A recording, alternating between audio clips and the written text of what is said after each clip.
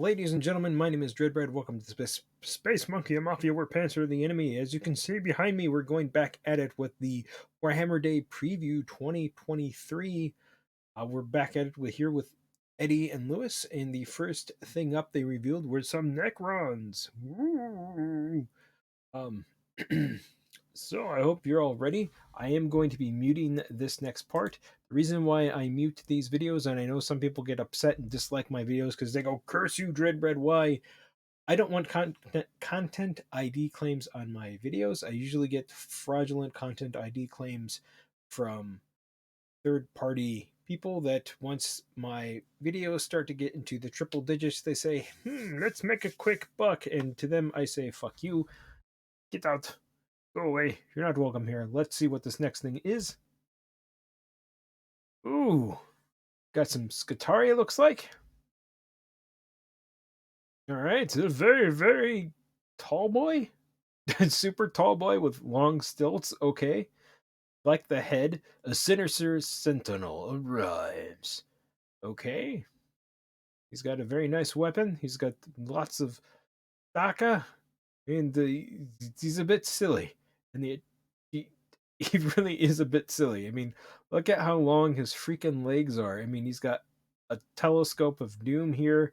It looks like he's got a reload, an arm for just reloading whatever that cylinder is. I mean, this is a very cool looking weapon. I do like the gas mask gig going on there with the ectoplasma thing, and it looks like he's got like another visor there. I wonder if there's going to be a way to have it come down all the way.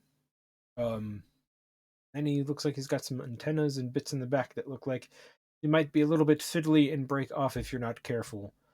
This model, but let's go. Raise the Omnisire with the reinforcements and a codex. Find out more at the Warhammer community. So we're getting the Adaptus Mechanicus Codex. Very cool.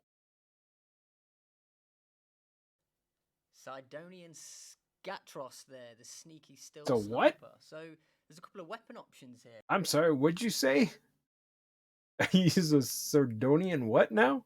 Ready? What are these that we've got? Yeah, so this is a brand new unit for the Adaptus Mechanicus. We haven't seen this guy before.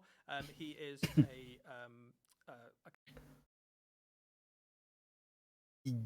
He's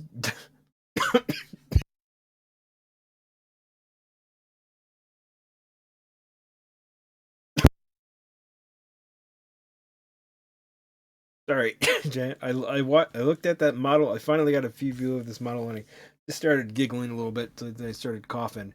Look how freaking long his legs are, and then he's got this. Why? What is this for? What? So is this like a power pack? And then like, what is the point of this?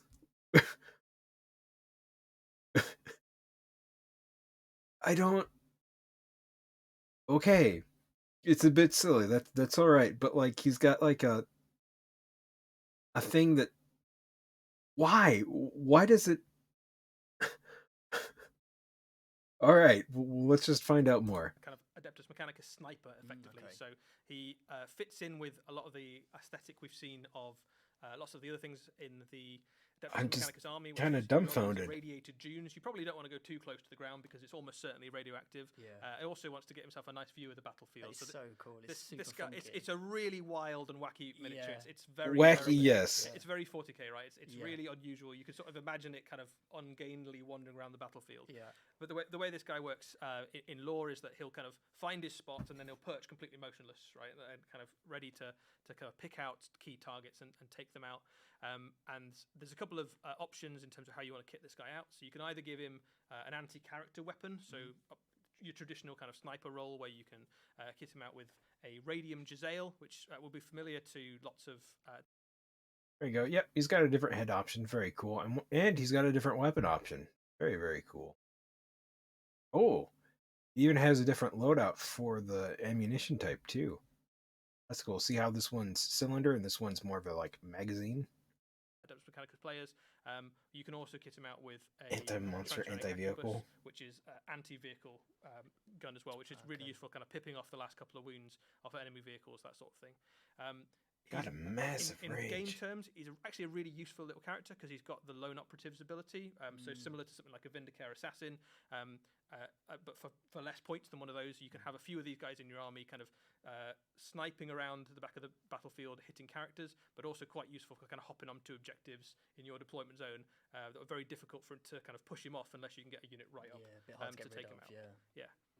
But yeah, I think a really fun, very characterful, very different sort of character. Very- And again, the Adeptus Mechanicus, one of those armies that's actually done quite well out of the last few years of Warhammer 40,000 releases. So they've got a fairly extensive all plastic miniature range at the moment. But this guy adds a little something extra to give you some anti-character ability, which is something they didn't really have in droves previously. Nice.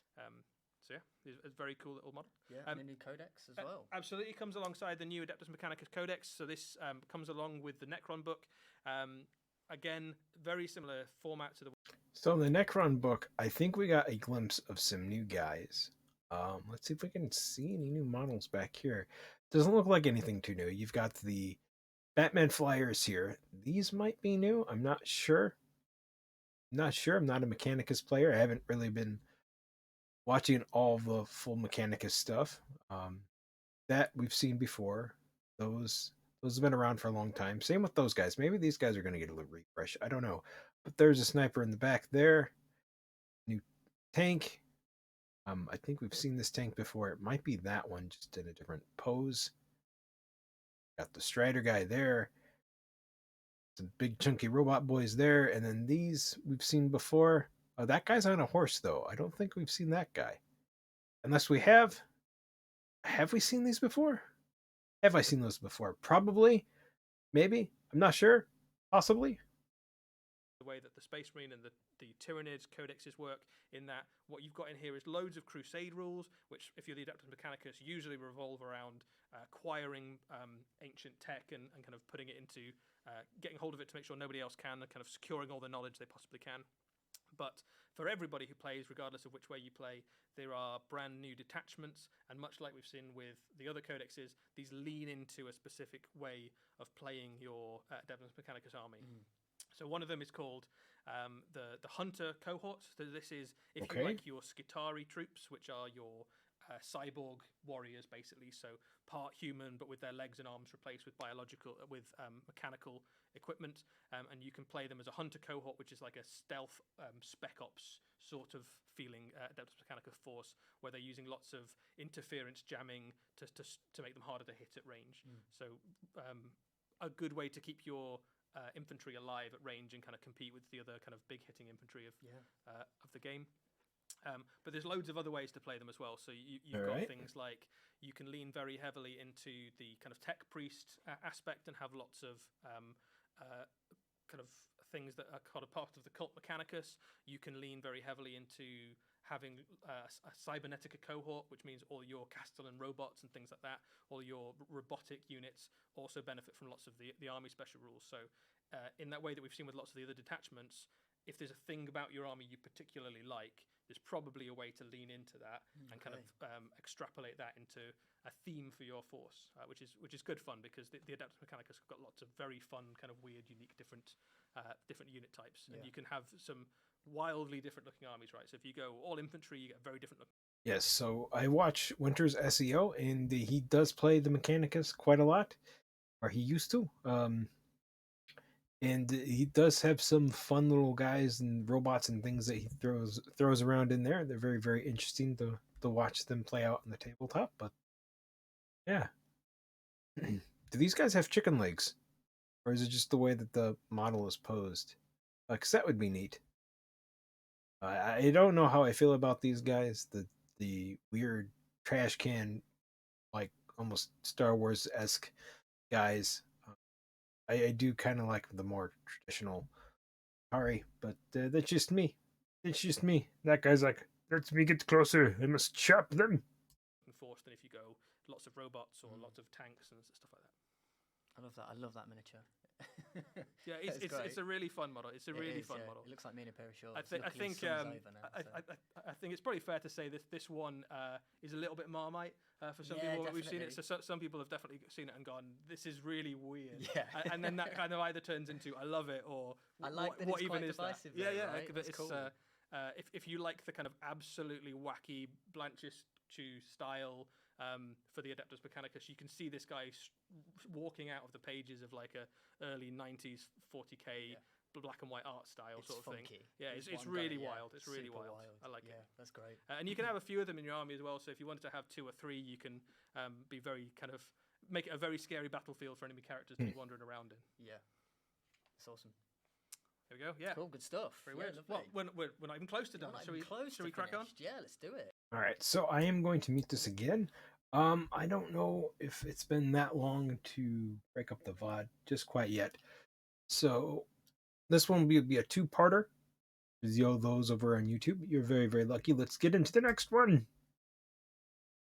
Ooh, a Dragon of Doom. Warhammer Age of Sigmar. Scary, a lost hero rises. Ooh, I'm a spooky boy, I'm the dragon. Alrighty. Atop his mighty Draconeth.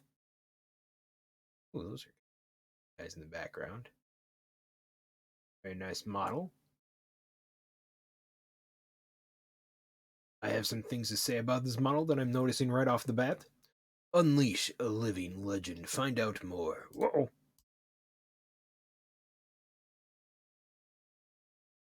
Cryptborn there, the first Lord Relictor of Sigmar. That is an It's a awesome, Crypt Lord, awesome okay. miniature. I think possibly the best looking centerpiece miniature yet. I do like the name Cryptborn, Warden of Lost Souls. I'm very much getting a Chaplain vibe off of this guy for Warhammer 40k. It's sad to say, but I kind of like this model better than the Terminator Chaplain they came out with. His weapon looks very, very deadly. Pretty sure you could take this guy using bits and kit bash him with possibly with the new Chaplain Terminator that came out. I do like this. This is a little Screaming Skull of Doom, and his weapon, like his shoulder pauldrons. Chest piece I like a lot better. He's even got cooler like knee pads and everything. Be a neat model to kit bash, but I don't know what you would use the dragon for in Warhammer 40k. I really don't, but it is a neat model. I'll give it that. Age of West does come out with some models that I do like every now and again, but the Age of Sigmar is really not my cup of tea.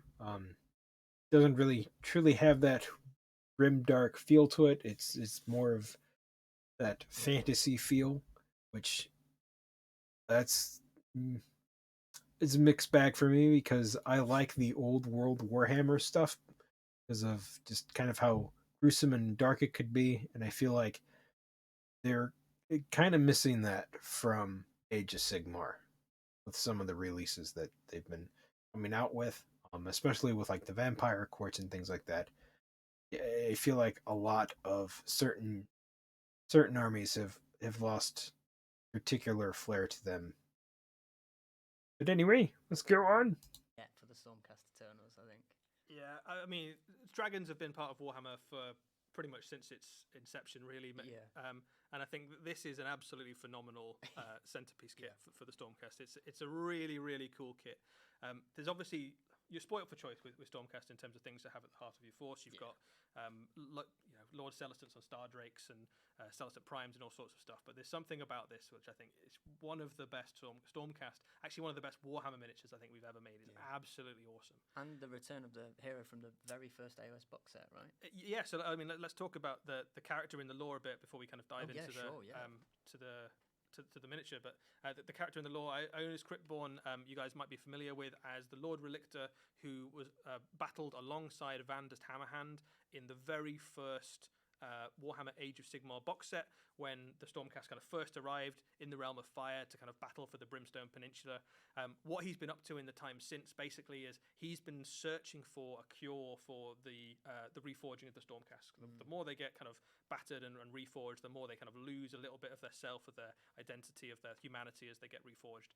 And he's been kind of wandering through the realms looking for a cure, and he hasn't found it, basically. And as he was kind of searching for it, he has found a companion in the shape of this new dragon. So, Lewis, I think you did some reading on him. Do you want to tell us a bit about what this dragon is? Oh, yeah. So, Ionis found this dragon, met up with him. So he's sort of once kept safe by the Seraphon, but is now sort of prematurely aged after spending a couple of years too close to another deer, basically. So the Drake is sort of looking for the location of his race's underworld, lost after their era-spanning slumber. So, but also wants to learn how to free it from Nagash's grip. So the two have sort of want to find a way to protect the souls of their friends together. So they've sort of bandied together to do that. So cool story there. So this guy's been living in the realm of death, basically. Yeah. So he's, even though he's one of the newer born dragons, because we know that the Drake race was kind of almost wiped out, basically, and they were kind of protected by the Seraphon. Because he's been going through the realm of death, he has aged kind of in that time, basically. So you've got these two very kind of macabre versions of their faction's heroes. You've got the Stormcast, who's probably the most gothic-looking Stormcast we've seen to date. That is very true. We've seen a few Relictor-style characters before with a couple of skulls, but nobody who's quite gone all in on this is gothic. real macabre. He's gone all in for There's skulls, skulls right? everywhere. Very, very Halloween-y. And then the dragon is a much more kind of wizened, ancient-looking dragon than things like some of the Storm Drakes or the Star Drakes and things we've seen before. But I think a really, really... This guy, you probably could kit bash him to be a chaplain on a bike in Warhammer 40k. They did come out with the new bikers. I almost forgot about that. But yeah, I want to use him for something, but I don't know what. Really awesome centerpiece kit, and a really cool evolution of a character that we've seen. Evolution. I see what you did there. I think this is a phenomenal model. And there's just a bit of a reminder, guys, for those of you who maybe weren't with us at the start of Warhammer Age of Sigmar, that was his model. Cryptborn in his initial incarnation in that first Age of Sigmar box set. So he's got a few skulls. Yeah. Ugh. Ugh. That head, man. That head just doesn't... I kind of remember this guy, but... Ooh. Something about this model pose is not good. It looks stiff. It looks very, very stiff. Not a fan of that hammer. And just the head. The head there looks fine, but the head here, not too good. He's got a couple of skulls, and he is carrying around a skeleton, I guess. Yeah. His journey has kind of taken him from glorious golden hero all the way to walking avatar of death, basically. And in kind of lore, what happens is he'll show up on the battlefield, and then any of those Stormcasts that have been reforged a few too many times, he takes away, and nobody's quite sure what happens to them, basically. So he has a fairly grim task to accomplish now after the failure of his ability to solve the curse. The first time you're able to get this guy, he comes in Cryptborn Stormwing, which is basically a box set with him and a couple of drakes. Two others. And one of the things you can do with Ionis Cryptborn is you can use him you can put him in a standard Stormcast army, and absolutely you can use him in any Stormcast army you like, but you can also use him as a specific army of renown, which is all Drake themed, basically all dragon themed. Oh, that's neat. So you can have this guy and loads of Storm Drakes, just to kind of... Who would not want to do that? I mean, it's a dragon army, right? That sounds pretty cool. Dragon army. It looks great, and it fights pretty hard as well. So, what's not to love? Cool. That's an awesome miniature. That was awesome. I think that the next model, though, that model's amazing, but I think the next one I actually prefer even to that one. It is great. Let's take a look. Alrighty, to the people over on YouTube, you got a double hitter, and I will be seeing you later. Goodbye and have a good night or day or time zone.